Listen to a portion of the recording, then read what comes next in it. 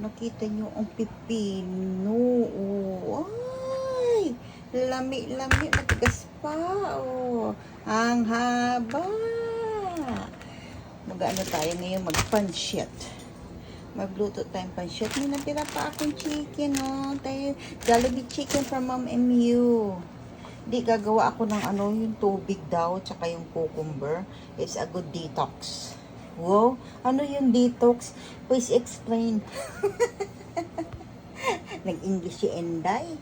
Mamaya may iba vlog ako about sa mga companies about dito sa Amerika.